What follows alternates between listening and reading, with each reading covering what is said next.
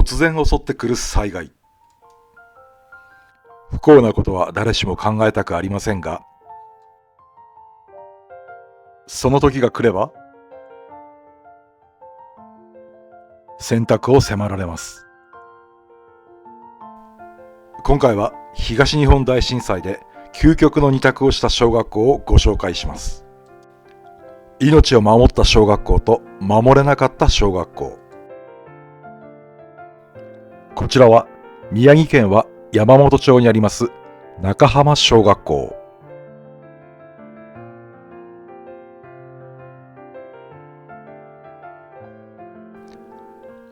学校の校舎から海までの距離はなんとわずか426メートル。目の前が海という環境にもかかわらず90名もの命を守り抜きました。もう一校は同じく宮城県は石巻市釜谷地区にあります大川小学校。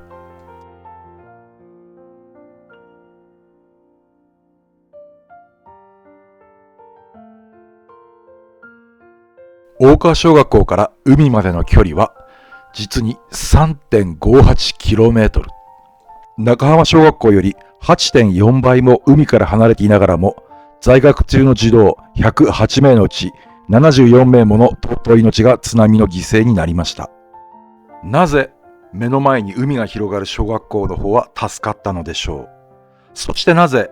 海から遠く離れた小学校の児童たちは津波の犠牲になってしまったのでしょう。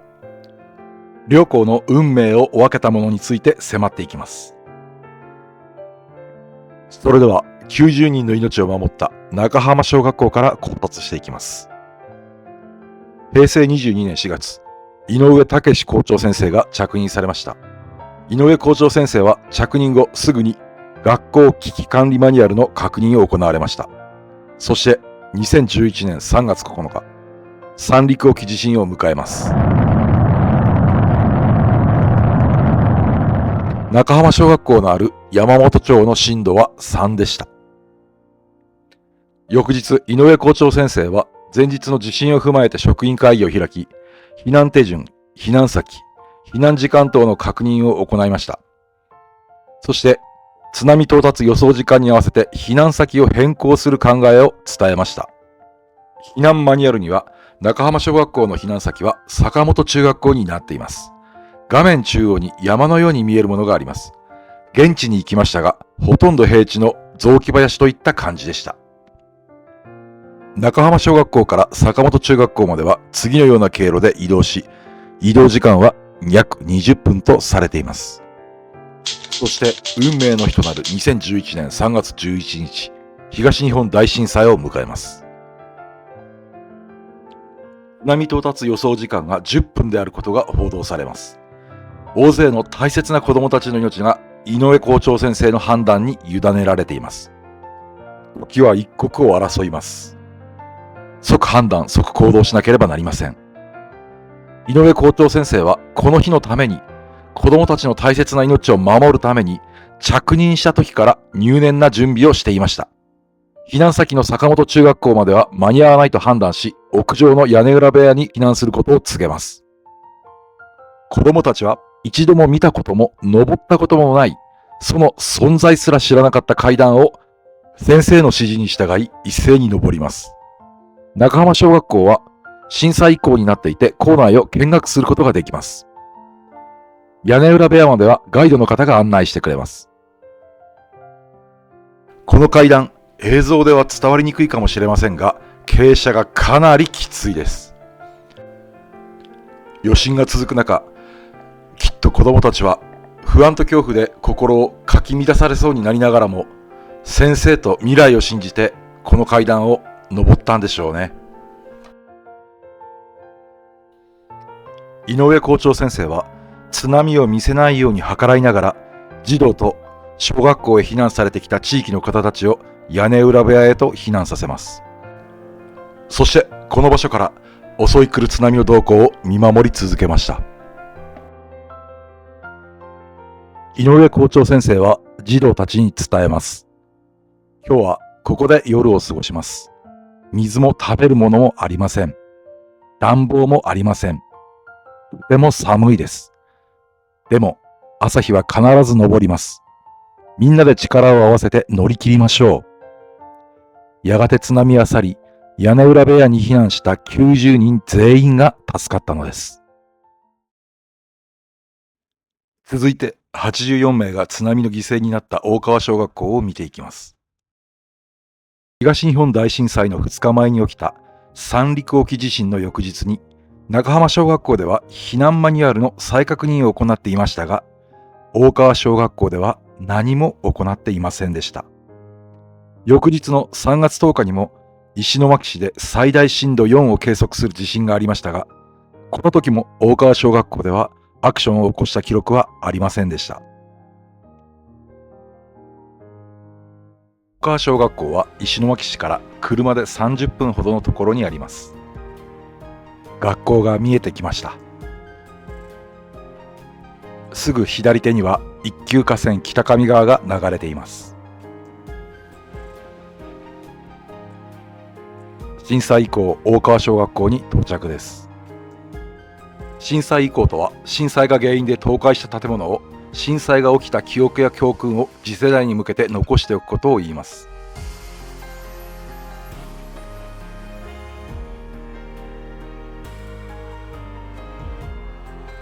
事故のことを知り、ずっと手を合わせに行きたいと思っていました。起きてはならない人災事故により、74名もの尊い児童の命が奪われました。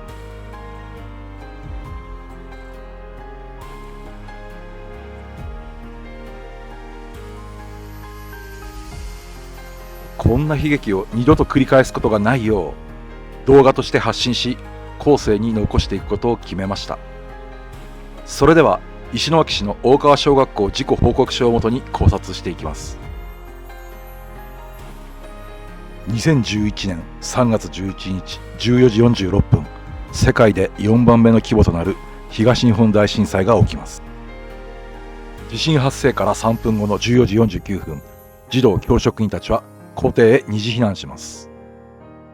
14時51分に NHK ラジオから津波警報が発令されます。さらにその1分後、14時52分、防災行政無線から大津波警報が発令。15時10分頃、2回目の防災行政無線で大津波警報を発信。15時20分頃、消防車が大津波警報発令と高台避難を呼びかけ、大川小学校前を通過。15時28分頃、石巻市候補者が津波がオッパ湾の松林を越えた。高台避難を呼びかけ、大川小学校前を通過。15時32分、NHK ラジオ気象庁は宮城県に到達する津波の高さが10メートル以上になると変更した。地震発生から約50分後の15時35分頃、三角地帯へ避難開始。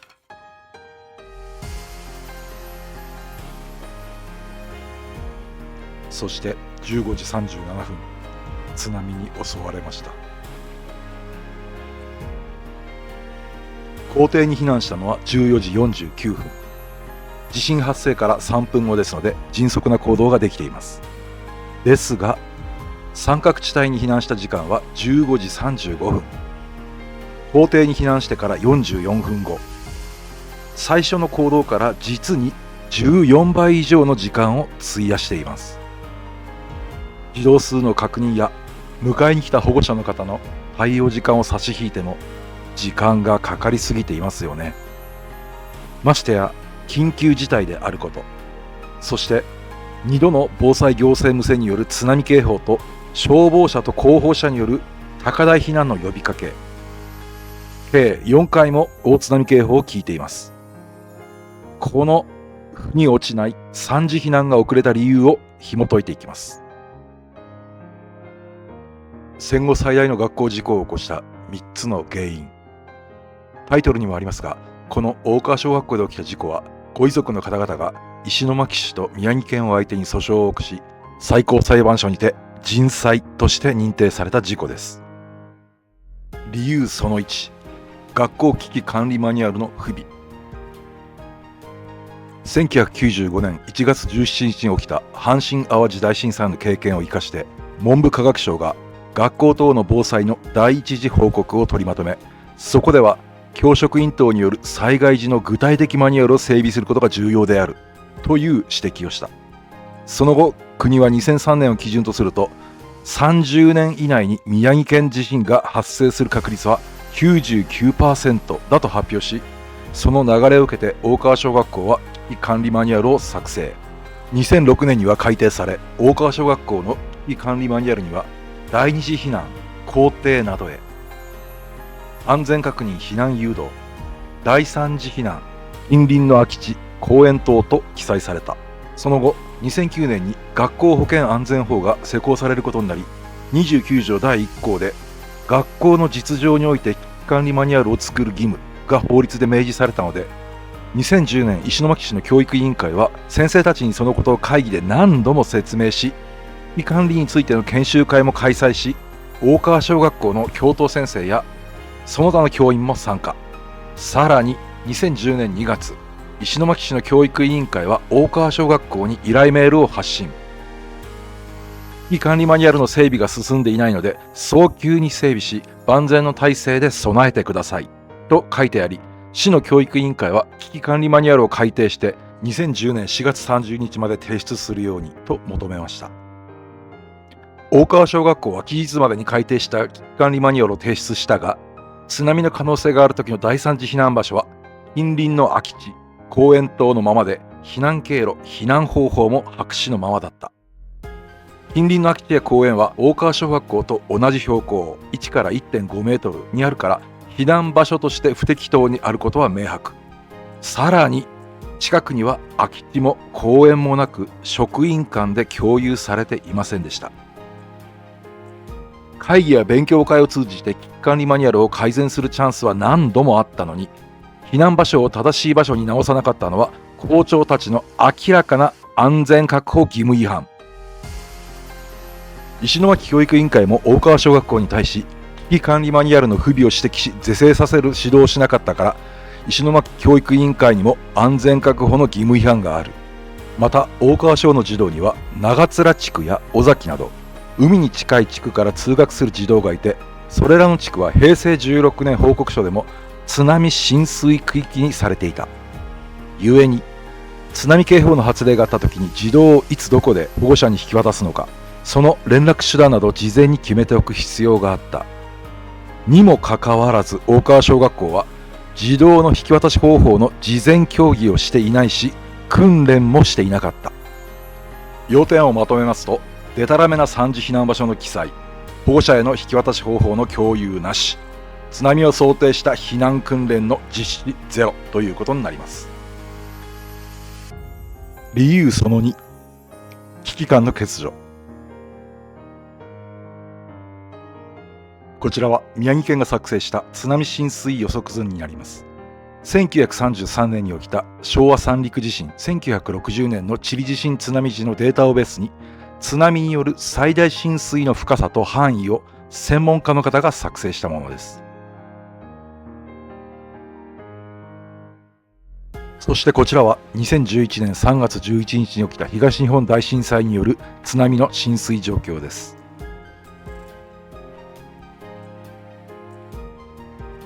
2枚を並べて比較してみましょう。画面左下の赤丸で囲った箇所が予測と大きく違いますよね。つまり予測図では大川小学校まで津波は来ないという前提があった。そして釜谷地区の区長さんも大川小学校までは津波は来ないと言っていた。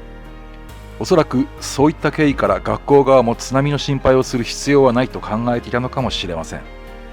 故に児童たちを守りきるという危機感が欠如してしまい、万全の対策を取る思考と行動が取れなかったのではないでしょうか。予測図は予測であって、その通りに事が運ぶとは限りませんよね。例えば天気予報だってどんなに科学が発達しても外れる時もありますよね。また先住人の方が言っていることが必ずしも正しいとは限らないですよね。過去に起きたことは結果でしかなく、そこから未来に起きる自然災害が過去の記録を超えないという保証なんてどこにもないわけですから。学校にいる間、子どもたちを守るのはハザードマップを作成した方でもなく、区長さんでもありません。職員である自分たちが子どもたちを守りきるという主体性に問題があったように思います。大川小学校で起きた事故の記事を読むと、キーワードであるかのようにこの裏山が話題になっています。なぜ裏山へ逃げなかったのか、裏山に避難者とばかり思っていた。校庭で二次避難している中、先生、裏山へ逃げようと発言していた児童もいました。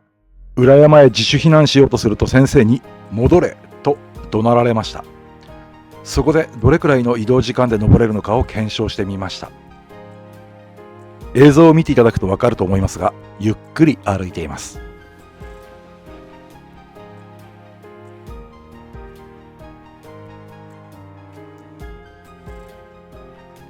着きました。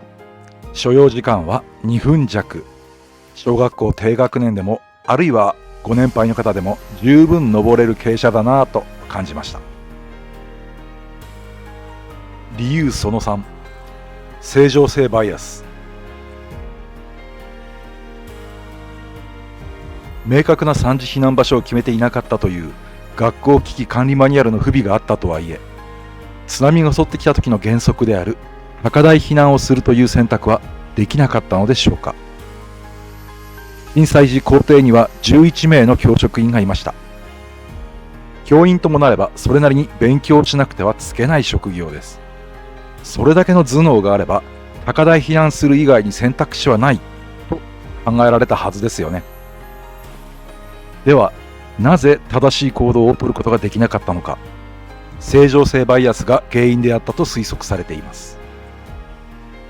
正常性バイアスとは認知バイアスの一種で、予期せぬ事態に遭遇したときに大したことじゃない、このぐらいなら大丈夫と判断し、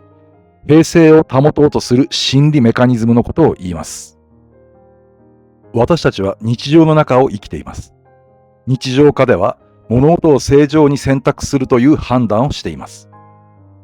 これが突然非日常的な出来事が起きると、大抵の人はパニックになり思考停止状態に陥ってしまいます。例えば宝くじの1等に当選した時とか、交通事故を起こしてしまった時とかですね。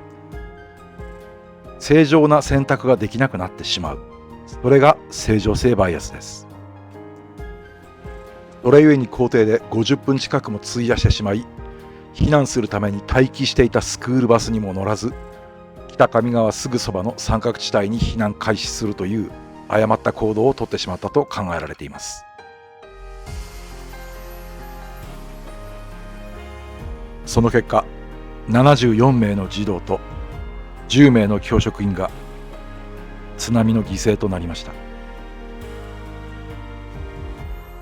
先ほど地図上で三次避難場所の予定地であった三角地帯をご紹介しました。では実際に三角地帯の映像をご覧ください。